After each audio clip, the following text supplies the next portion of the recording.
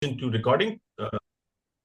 This will continue to build up as we go along, but for the moment, I would like to formally introduce our guest for this evening.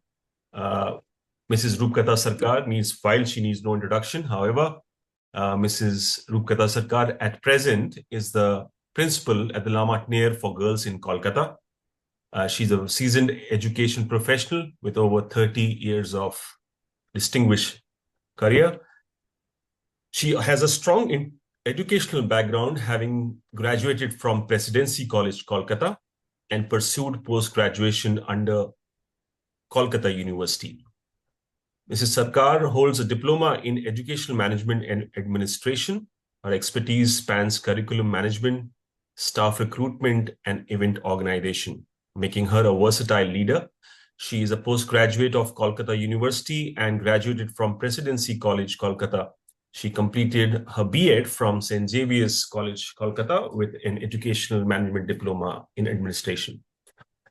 Mrs. Sarkar serves on various advisory capacity in several schools and colleges across the country. She conducts skill development and capacity building workshops for teachers and students. She is also a member of the Bengal Chamber of Commerce, and she believes that the true nation building is possible when women and children receive quality education. And last but not least, we were honored to have her as one of the impact leaders at IPN as well. So, Mrs. Sarkar, good to have you again. And for the benefit of all, I have given a very, very formal introduction of yours. I have known you for a while. You've been a wonderful leader I've known from the eastern part of our country. Mrs. Sarkar was kind enough to host IPN program in her campus as well, which happened in the year 2024. But all aside, we will now hear it for the next 30 minutes from you, and then we will go for Q&A. Over to you. Thank you so much, Gauravaji, for this beautiful introduction that I feel a little humbled. You know, I have just done whatever I could in my years of journey as a teacher and educator. And I always believe that, as a person who would like to influence young lives, we need to now all the more focus on various areas so that the young lives that are in our hands, that have been entrusted in our care, we will be able to help them develop into future-ready citizens of our nation and also of the world. So thank you once again, Gauravaji, for this wonderful opportunity. I do understand that this is a series of the top 10 priorities of a school leader that has been organized by IPN. And this is the final session of this series. So it is a real honor. And I'm sure leaders who have joined before, who have presented, they have already given priorities, 10 priorities, and those of us who have listened may find that some of my priorities also correlate with them. And I'm glad, because it proves that leaders think alike. So in my journey for this year, I have kind of listed down 10 priorities. The first, of course, is a purposeful vision. You see, the school that I take care of is 190 years old, and it was established in 1836. So the challenge of an institution like 𝐿𝑒𝑎𝑟𝑛𝑖 is leading with legacy and moving towards innovation. So therefore, my purpose, my vision will be that we will move from legacy to innovation. And there is a very important saying that says that without a vision, people perish. So therefore, whether it is a long-term goal or a short-term goal, there has to be a vision on behalf of the people whom we are leading or we have been entrusted with. So the task of a leader is to get the people where they are and move them to where they can be. And so this vision, therefore, should be very clear, should have very achievable goals, and these goals should be measurable. They could be short-term or long-term goals. And the role of the leader should be that they should be able to translate the vision into reality. Now, I would like to emphasize that the leader should also be able to walk the way and show the way and find the way. That means when there is a problem, the leader should be able to find solutions along with the stakeholders. So it is very important that we take all our stakeholders on the same page.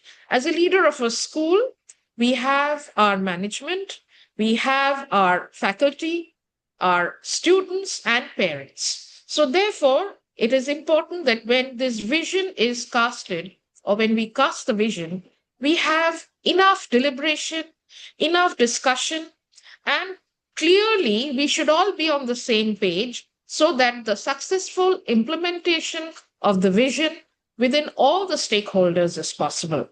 So, for example, I was thinking of a vision where I will be able to develop competency and skills in my students and faculty. So, therefore, various organizations and institutions could have their own vision, like maybe development of sports, improving mental health, having a more wholesome community engagement. It depends on what the priority of that institution is. The second priority, I feel today is an age of collaboration. And we have seen how on 26th of January, with the help of EU, has given us the way forward. And so we are very, very honored that our Prime Minister has shown us how collaboration can be the key to success. So as a school leader, my second priority will be to share my best practices with our professional learning communities, which we call the PLCs. And so we are trying to collaborate with more schools and communities where we can be doing work in the nation and outside. So these communities will be such that our teachers, our parents, and our students can participate and they can learn from each other. I know for a fact that, our teachers, they go to various schools when they are invited. And I am happy that they are able to share their skills, their knowledge, and when they train other faculty and children, they learn from this training and they bring back various important and very valuable skills and competencies, which we then mediate within our institution. So therefore, I feel this is the age of collaboration, and we cannot be in a single island trying to do everything by ourselves. So collaboration is the key. My third priority is now we are focusing on entrepreneurship.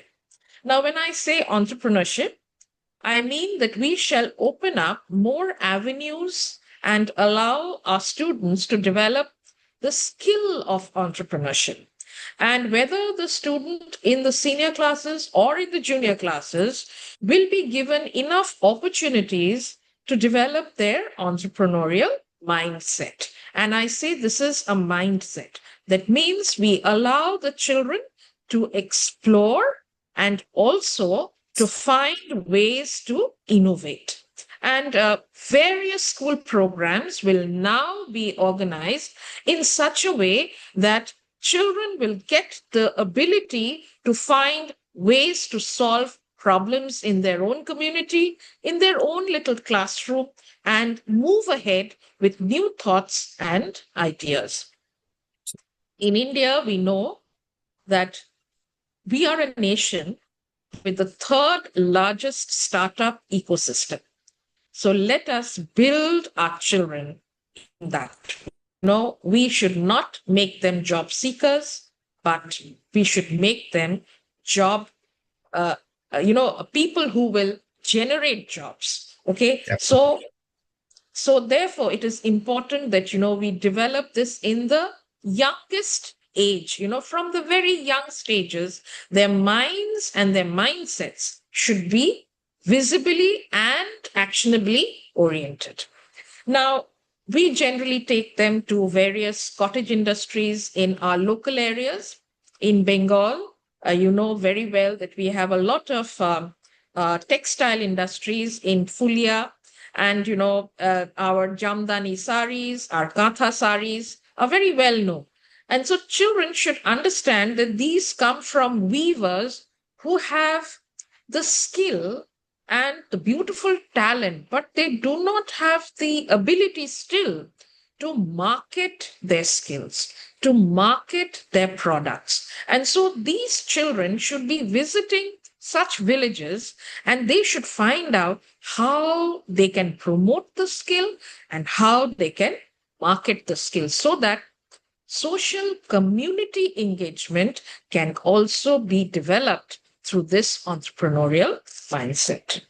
And we have also decided that we will visit various laboratories, various industries, and find out, even labs, fashion houses, to find out what are the various areas by which they can, in later life, develop their professional skills and passion.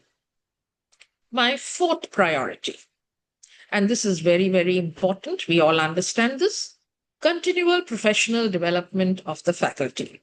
They always say your your school is as good as your teachers, because they are the pillars.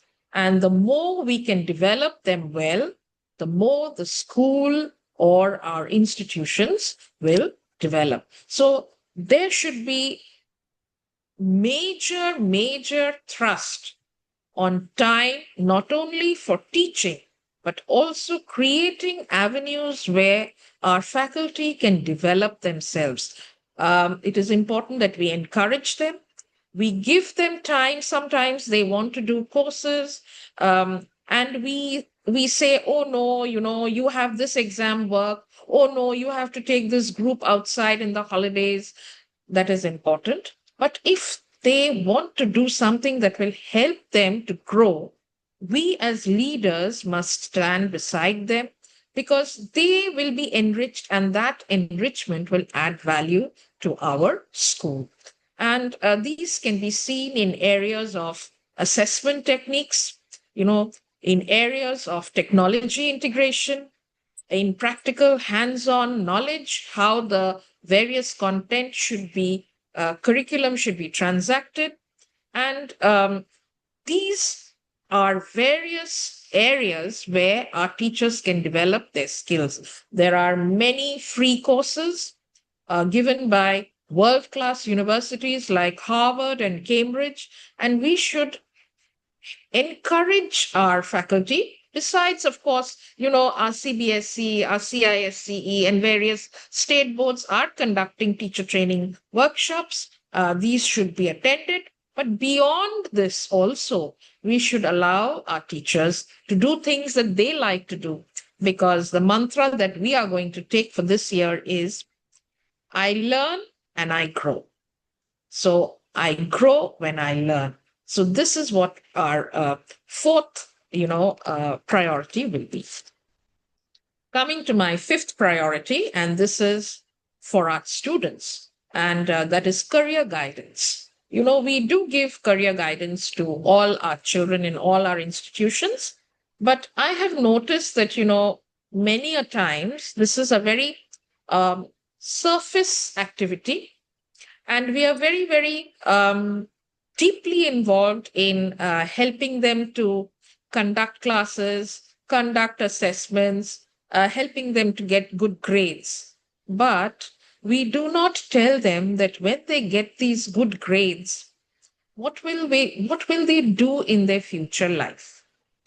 Many a times they spend lakhs and lakhs of rupees outside the school to go to various counselors who help them, and they do their best, But sometimes we have seen that a teacher who is helping the child from the junior classes to the senior classes, observing them day in and day out, knowing what the child is good at or the challenging areas of a child, do not put their hand or their ears and heart into this area of a student life. So the result is where a teacher could be the best counselor, we somehow overlook this particular aspect of career guidance for a child. So this year, every teacher will be focusing on their role of guiding the student from the middle school to the senior school and passing on the information to the senior faculty. What are the passion and the abilities and the skills of the children, so that those could be practically taken up with the child and encouraged, the encouragement with the child to follow their dreams and realize their dreams for their future. Because only a very happy individual will be a productive individual. Sometimes, we see that we may earn a very big fat salary in our employment area, but we are not happy, and then there are cases of suicides. So I think, this is very, very important that a teacher who is dealing with the child every day knows the child, knows the heart of the child. And so career guidance should be done by every teacher. It is not the role of only the career counselor in the school to do this job. If I teach history, if I teach art, I should be a career guide to my student. The next that, I would like to talk about, the sixth priority, is integrating technology and artificial intelligence in our curriculum transaction. This is now of paramount importance and significance, and it will add to the classroom value. Now, does that mean that, we will only use gadgets in the class? No. Is it that we all have to become absolute AI professionals and AI experts? No. But we can learn the minimum and the most effective tools which will help us to understand feedback, differentiation, and tracking in our students. So teachers can learn these skills. There are very simple skills available, courses and modules available, which can be done during holidays or spare time. And the school should help the teachers to develop this and then integrate it in their curriculum transaction. So they can use technology to add value to their classroom teaching. So it is not that they will only use technology in the class. They will sit back and only put a PowerPoint presentation. No, they will teach and they will use the technology only to deepen the understanding of the child. So assessment can be done well. Teachers can use formative checks, competency evidence from projects and tasks, and rubrics that describe observable learning. So integrating technology in a good way to make learning effective and wholesome is one of my major priorities. Seventh, and that is go green. This is one of our major priorities this year because we have to use our natural resources. We have to be careful, use them responsibly, teach and guide our children. We should give up projects in every subject in such a way that it touches upon this very, very important sustainable practice in our institution. So our environment and our economic expansion will translate into social well-being. So, there are so many activities, schools, we have clubs. So every club must work in a manner where there will be activities to further the skill of protecting the environment and understanding what actual sustainability practices are. Now, it's simple. Sometimes we photocopy pages and pages and we say that we want to go green. Now, that cannot happen. So we have to find ways by which we will print less paper, we will use less of the natural waste of, reducing waste of natural resources, and help our children to truly understand what sustainability stands for and how our existence today depends on our environment being in a balanced manner. Simple things like telling them, mosquitoes, okay? They are pests. They cause so much of trouble to us. But we should, in middle school, in junior school, give them simple topics like, what if all mosquitoes were dead? Would we be happy? So let the children research and find out that even the mosquito has a role, because the larva of the mosquito is helping to clear bacteria. The mosquito help in pollination, and it is part of the food chain. So therefore, little things like this, projects like this, which are practical, sometimes amusing, and sometimes which after doing it, they realize that yes, every creature has its place in this world. My eighth priority would be inclusive growth. It is very, very important today that inclusivity should be practiced in the classroom. And when I say inclusivity, of course, I do mean children who are specially abled, children who have a differential pace of learning. Yes, we will take care of them. But at the same time, when I say inclusivity, I also mean including every child coming from different ethnic, religious, and cultural background. Having an understanding that world is a diverse place.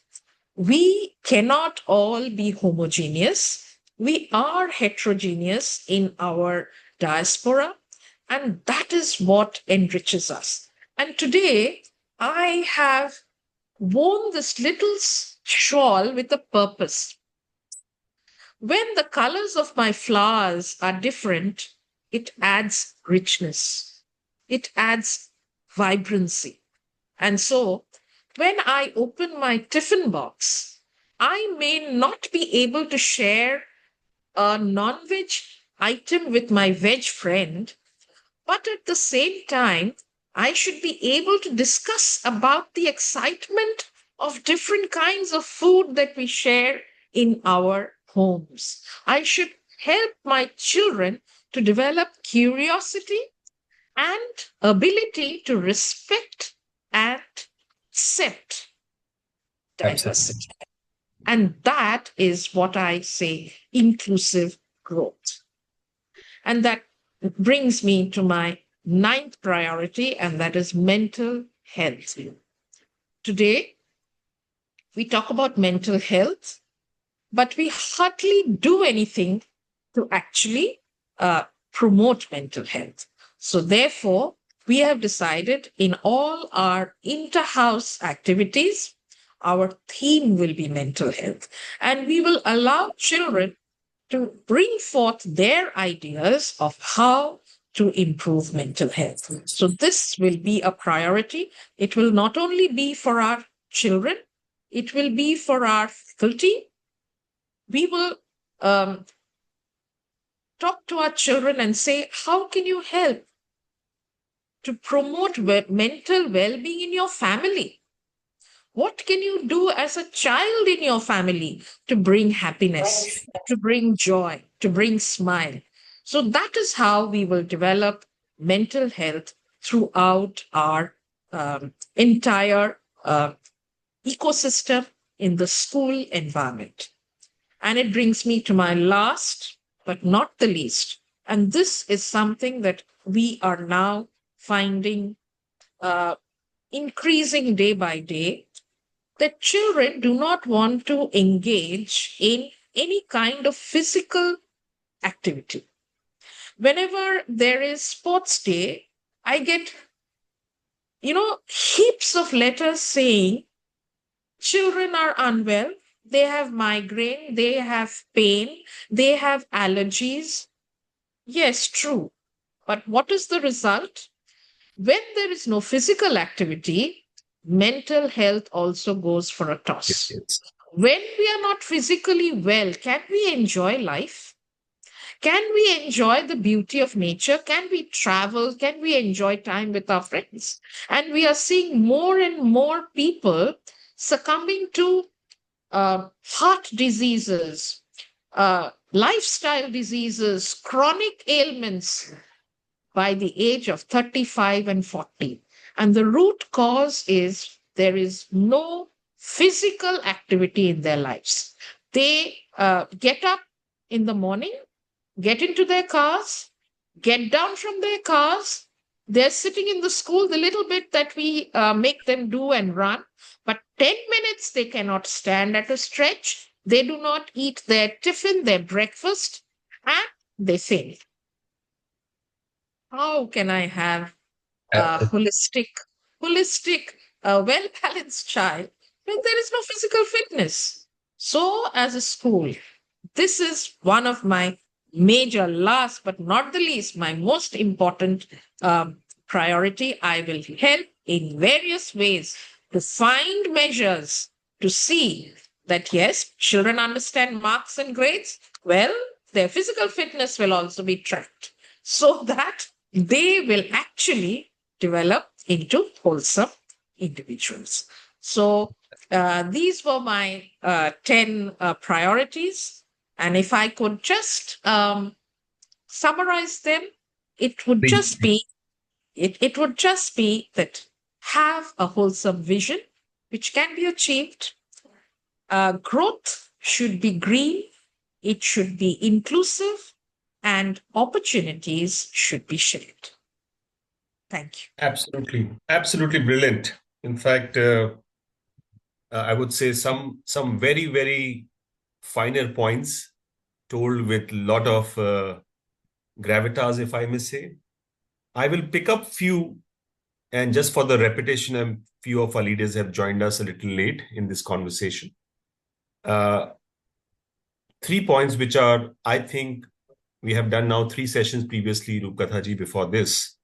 But to me, these were unique to your session. One is entrepreneurship, number one, which to me is imperative. As a country, as you pointed out, we are a vibrant third strongest Major startup startups. ecosystem, right? But at the same time, we are number one in terms of populations. And we understand this, that we cannot, as a country, ever be able to have enough Yes. jobs for our young ones. That is absolutely, I would say, a no-brainer.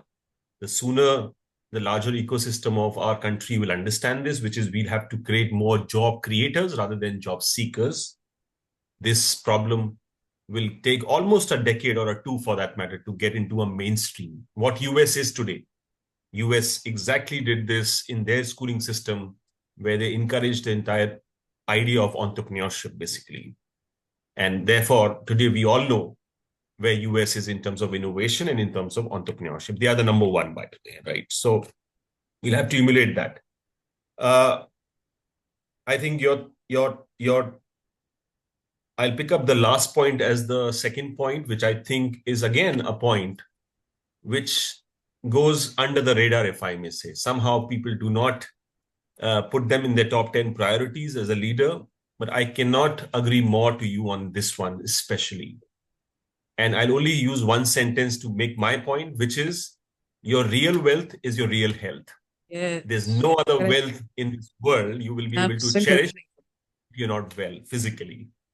And let me put this out for everybody here. You run an institution which is all girls. I'm father to 2 young daughters. both of them, 3 hours every day are on the badminton court. And what we have seen is, and what we have seen in their mental well-being, it actually takes care. Because once you're a sports person, you will always know how to balance your win with your losses. And that's life. Life will present you more losses than wins. But then you'll have to know how to balance it. So I could not agree more than the physical agility, or I would say physical fitness in our young ones is an imperative. And I think was a standout point for me in terms of your priorities, which at least in our previous 3 discussions, we were not able to cover up somehow.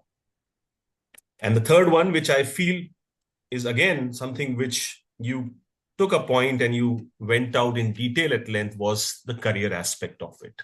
I think that's a great point. People somehow, again, don't overlook this. They feel that the career guidance is best done by a best career coach only. It is done by them.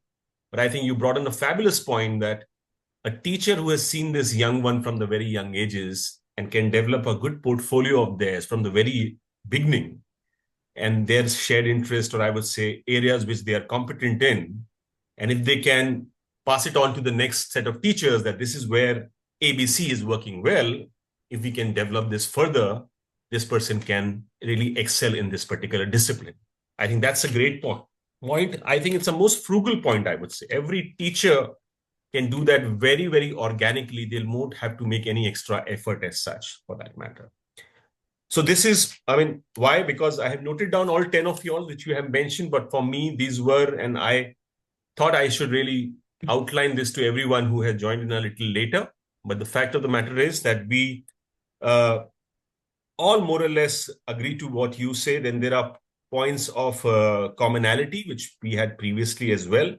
But now I will open the house for Q&A, and leaders who want to ask a question or you want to share your observation, you'll have to give us a virtual show of hand. Once you can give us a virtual show of hand, we'll help you unmute. Mudassir ji, please go ahead. Your question to Rupkatha ji. Good evening, man. Good evening, everyone here. I'm Mudassir Bhatt from SRM Welkin, which is a school located at Kashmir, Sopore. So, ma'am, I was carefully listening all the priorities you discussed about, and obviously, this is a need of the hour that nowadays we are actually facing a lot of problems with regard to our, that the sustainability and all that things. So, ma'am, last you discussed about this the careers.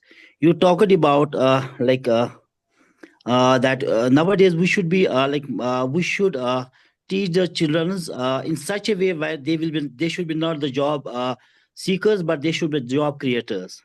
So, ma'am, how a teacher without the help of or without the consent of the parent will be able to make a parent realize that your word is not your word is not to become a doctor, to become an engineer, or he want to become an entrepreneur. So, we are living in a society where there is a conservatism. So, how we can convince the parent community with regard to this? A wonderful question, sir. See, when you have these kind of conversations, please involve your parents. Bring them to your school, have one-on-one or even a group conversation. Tell them what their children like to do. Tell them that, if they do things that they like, the chances are that they will be more successful. Now, let me say, suppose a child likes to play, but the child is not always a winner. Okay, simple example. The child likes to play, but may not become Virat Kohli, may not become Baichung Bhutia, but the child likes to play. Tell the parents, this is where I talked about collaboration. Find out organizations who can guide you. Suppose you say sports. Sports today does not have to be someone who can sport well. Someone who likes sports. So you can have sports finance, you can have sports photography, you can have sports management. There are so many areas that the child can later on do something. A sports commentator, Harsha Bogle. I don't know, he may be playing games, but he's not a sports person per se.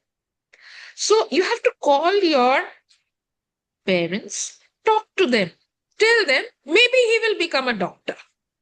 But what is the responsibility of a doctor? Is the child cut for that? Does the child want to study hour after hour, year after year? Today, 10 years, 20 years is not enough for even becoming a successful doctor. There are so many years of work involved. Of course, every career requires that, but this is a different lifestyle. Will the child be able to do it? So there should be very open conversations. If need be, you can take parents to different places, like maybe a lab. Take the children, a group of children and a group of parents. Show them and tell them, see, this is what your child, if your child wants to do research, this is what it is like. Will you want your child to do this? Will your child want to do this? So take them along with you, sir, because the best thing is have open conversation. It is very, very important. You cannot totally totally, maybe not at this particular moment, be able to come to a decision, but you will open gates, you will open mindsets. Maybe 5 years later, the same parent will think of what you have, spoken to them, and they may later on help the child to do what the child wants to do. So there are so many things that, an educator can do, which others cannot do. Thank you, ma'am. Thank you so much. Thank you. It's a long road. It's a long road, Mudassir, yes, but ma'am has given you a very practical example. Thank you, sir. Thank you, ma'am. Over to you. Induji, your question. Yes. Not question. I just wanted to share that we created in 2018 SWOT analysis sheet, which is a detailed sheet, and we web publish on every PTM, which would have a mention, equal weightage given to sports, music, dance, right? So very good. No, they'll be promoted to the next class if they are at least trained in one sports, and teachers' increment is linked with so teachers know it's measurable. And then we do not have just annual function. We have special assemblies every 2 months. So music, dance department, there are 4 teachers, and 4 in music, 4 in dance, 4 in art and craft. So they're measured, their work would be measured. So how do we, measure their work? It is linked Absolutely. to each. It is not selective 10, 12 children doing well. We produce 17 international players. We're a very young school. Wow. And recently in Varanasi, and from CBSE cluster, she won gold medal. One of the girl won in Lucknow, which was organized by Government of India. So the school has produced players because nobody is sarcastic with children who do extremely well in sports. Rather, every maths teacher, science teacher, social science teacher is given responsibilities. Look, this sports department could create this magic. That means the children are sharp. When you play sports, you know your move. You do not know the Absolutely. move. Only very sharp children who are mentally strong would be agile, would be able to play well. So then we own. In fact, SP Patel is my student. He would turn up rarely in the school when he was in class 10th and 12th. I would take it as my responsibility. That time, people were not greedy for money. I would call him home, teach him in my subject.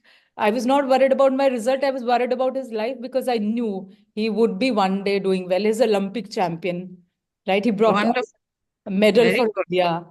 So, ma'am, it is all on us that what we explain to our team, that do not be sarcastic with children who are doing well in sports, dance, music. It is our responsibility because we are paid. If I'm an English teacher or maths teacher, our responsibility to ensure that this child does well in my subject, in maths or science or whatever. So in SWOT analysis, very detailed, I would share with you, Mr. Gaurav, the link when I created in 2018, right? So it was whole lot of work for my team. They must be hating me those days. But now when they web publish, on every PTM, parents get to see every child's picture is there, and they send, next, every session, the teacher would be able to see what the child did in the previous years. The graph is visible, and fakery is less because it is also evaluated every fortnight. Okay. Wow. Yes, yes, wonderful. Very nice, Induji. Induji, I must say this, you're talking about sports. You have said that it is not your subject, but you are interested in the child doing well in sports. And this is exactly what I'm saying, that a teacher has to know the child. That is important. Okay, very, very strange. Good schools. You ask them how many PT teachers they have. They have 4 history teachers, 4 English teachers, 5 geography teachers, maths teachers. How many PT teachers they have, you ask? We have 12. That's because you have understood the need. I was sports freak myself. I went to school only for sports. This is my humble, plea to school leaders. Give the emphasis on sports. And we teachers who teach science and maths think that, oh, the sports PT teacher is the second-grade citizen in the school faculty room. I am talking about practical things, okay? So this is the change in the mindset that has to happen. And we are already seeing. Another thing I tell my teachers, PT teachers are not here to maintain discipline. They would maintain discipline in the ground. You maintain discipline in the corridors or in the classroom. They're given all They're not your assistant to you. They're masters. That's a great point. They're proving their mettle. No, we need more leaders like both of you. That's the focus we have to put on to. Yes. And just for the introduction, Induji is a principal at a school in Patiala, basically. Which is wonderful. Nice to know you, ma'am. Same here, ma'am. Abhishek Yadav ji, good to see platform. I get to learn so much every day. And in fact, I requested Mr. Gaurav have exclusive, learning, some training for us principals. Yes, that is my priority for the year 2026. That's my priority. That happened 3 years back, and thereafter we didn't have anything. We'll have it. Yeah. Abhishek ji, go ahead. Thank you, Gaurav ji. Hello, Rupkatha ma'am. Hello, Abhishek ji. How are you? I am good. I saw your name and I thought I should attend because I know. See, sir, Gauravaji, this is collaboration. When you know each other well, you will make it a point to join. So when I will see Abhishek sir is there, I will somehow find time. Thank you so much. Thank you. And I always knew something learning is going to happen. And certainly, a lot of wonderful points. I loved especially the last point, without a doubt, because children, they are physically very, very weak. And in our assemblies, we see sometimes they faint because they don't eat food in the morning and come. What we have done is we have shifted our, tiffin a little earlier so that at least children do that. Yes, that is very important. And linked to that is the sports aspect, which Indu ma'am was also saying, because the best part of sports is what, it teaches you how to accept failure in low stakes situation. So that brings a lot of, learning in children, because especially those kids, those who are good in science, maths, they need sports more than anybody else, I would say. Correct. Because they are so good in school, they're doing so well in everything. But when they reach real life, things are completely different. And now they're not aware how to react if something happens. So that's why I think sports, without doubt, has to be there. We have clubs. We have over 10 plus, coaches for different clubs. Every child has to take a sports club and has to practice. That is mandatory. Wonderful. And that brings results. The children, they do well also. And especially also for the weak students, because if they're able to do well in sports, they get some confidence. And that translates into other things. Self-esteem, yes. Yes. That makes a lot of difference.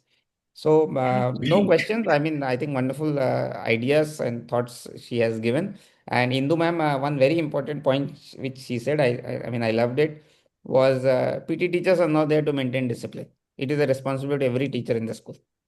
So that's very good, I think. And thank you, Gauravji, for arranging this kind of thing and really wonderful learning Most things. welcome, most welcome. Thank you very much. Thank you. And still have 15 odd minutes to have questions with our guest this evening. And I think till the time you come up with the question, I think I'm just going to elaborate on that. Students today have a very, very poor resilience value. I think sports teaches you resilience to the core, I would say. A small failure and suddenly you see there's a tears dropping down their cheeks. They are in the anxiety or depression. All these words have now suddenly appeared in our lives. We never knew all this. So I personally feel, as you have already said, nothing teaches you more resilience than sports. Absolute critical life skill, which is resilience. And I think Abhishek pointed out very correctly that these topper students, they have never faced failure in life, basically. And the moment they are stuck with anything later in their life, they don't know where to go. And they're actually in a very difficult position. And that's where a mental well-being or the context we were talking about really comes into play. And therefore, we then hear about these quota episodes. So unfortunate, but then that's the real reason behind it, basically, because they have, in fact, I have a story to share because we're talking about this. My own batchmate, he was a topper. He was out and out topper in ICSE board school and cut for the best things in life, basically. And what just happened was he couldn't crack IIT in his first attempt. He lost his sensibilities. He just lost his sensibilities. And he was like a 99 and whatever we call it, academic parlance. He was top of the notch. That guy couldn't really come back from that setback. That is what it is. I would love to hear more. Please, more perspectives are welcome. More ideas are welcome. More thoughts are welcome. This is our final session, leaders. I have also want one more request I will quickly make, that we have floated out our form, which is a form of top 10 priorities. We would love to have your priorities as a leader as well on that particular form. After this session and tomorrow, we will float that form all over again. Why I'm telling you is purely because this will help to us to get a very inclusive reply, or we have a very representative view of how the leaders across the countries are thinking and prioritizing their 2026. Even if you look at our sessions, we had a leader from the north when we began our session, as in from central India, so North Central India. Then we went to south. Then we went to extreme north, which was from Jammu. And we had this evening a leader from eastern part of the country. Dr. Purnima and then Jaswant, ma'am, we have two questions now lined up. Please go ahead. Good evening, Andy. This is Purnima from Visakhapatnam. You have to excuse me for me not turning the video right now. And I'm very, very happy to be a part of this. I'm waiting from many sessions to attend, but I couldn't. But I'm very happy to hear Gaurav sir and all the delegates, senior ones. I currently am working on a project that is of future-ready learners. For that, I have submitted my project at IIM Indore and it got approved. Where I have used two tools. One is SWOT analysis and one is design thinking. So I'm very happy Indu ma'am saying about SWOT analysis usage. And the project is all around finding the skills of the children at quite early age in the school towards guiding them for their career path. We have very traditional methods in choosing the careers. And I have traveled in this project. I have traveled with many professionals of different sectors who are like having nearly 30 to 35 plus. And the tool was used, the SWOT analysis. What are the threats at their workplace and all. So the common problem, everyone is under stress. So what I could understand after speaking to each and everyone and after the discussion, open interaction with the director of the Indore also, I am Indore also, it was the only thing is the whoever doing the profession, it is not matching to their instincts. That's the major one of the issue, which ma'am also has addressed right now that, you have to know what exactly Will do. child Yes. is capable of. If the child is capable is matching with his abilities, then he'll be definitely succeeding it. That's a quite one example is my own son. He has chosen the aviation.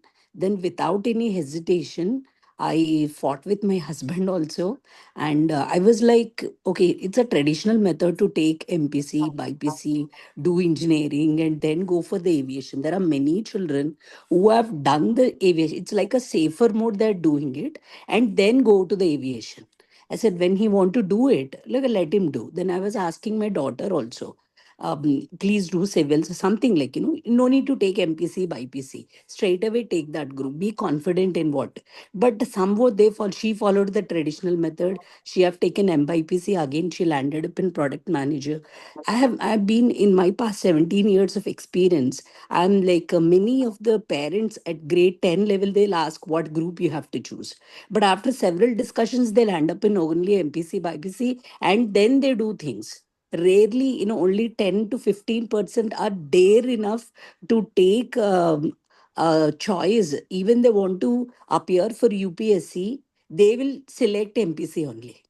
They're not, confident in taking the history or public administration groups and then go challengingly. If they don't get the seat, then what will happen? If someone is interested in arts, many are interested in arts also. They're not jumping directly into the fashion designings and all. Some are interested in entrepreneurships, but still they're taking these jobs.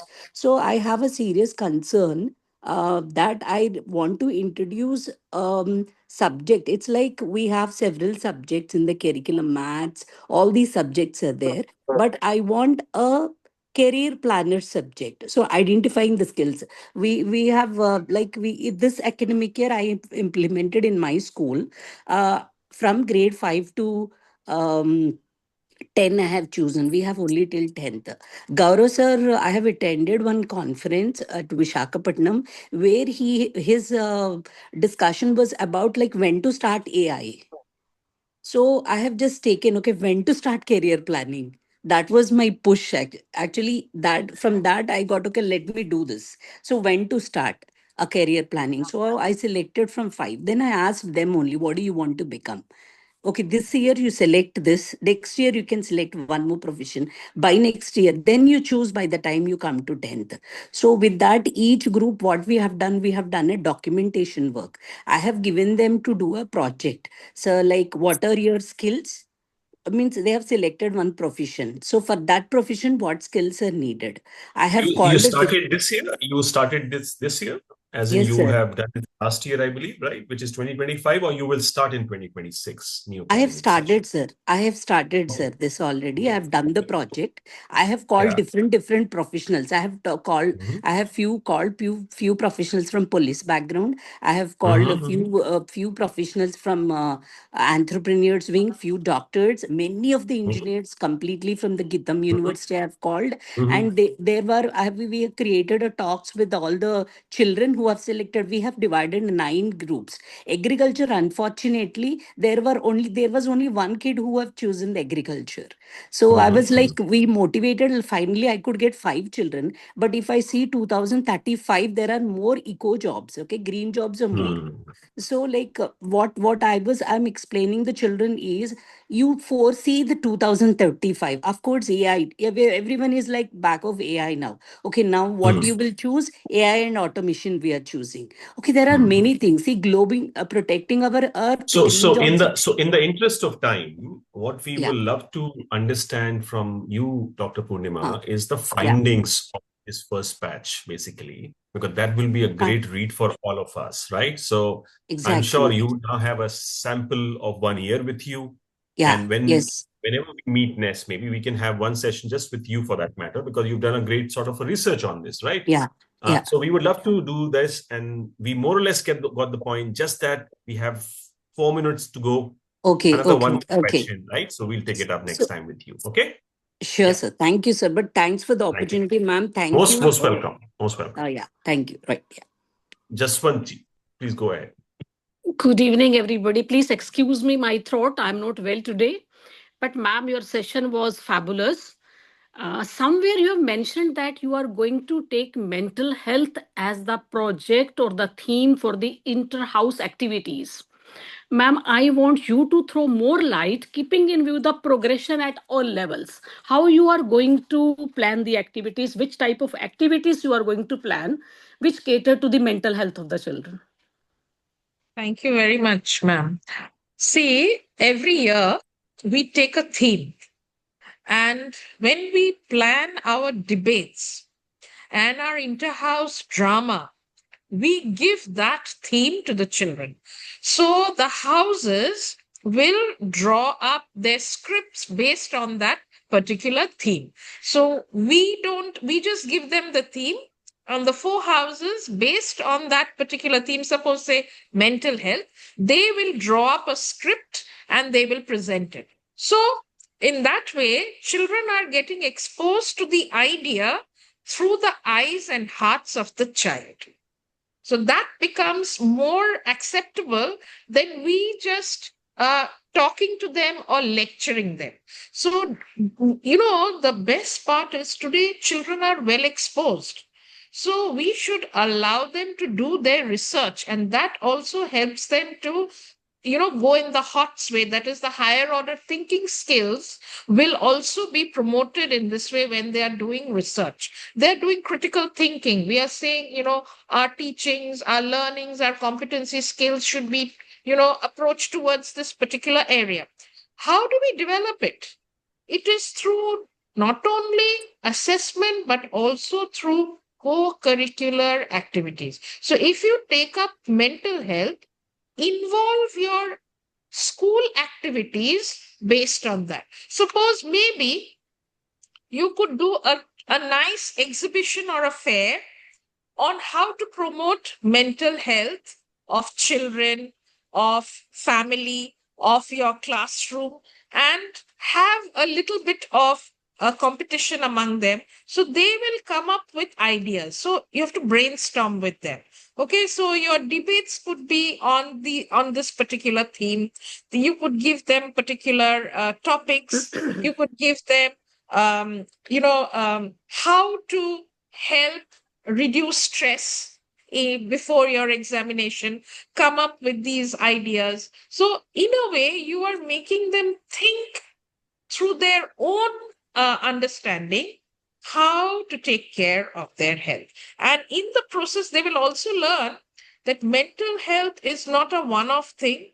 It is the whole mind and body and soul. So then we don't have to push that you please run around and do some physical activity. While they are researching, they will realize that physical well-being is helping them to approach towards mental well-being. So these are different activities which you can organize, but allow the children to brainstorm.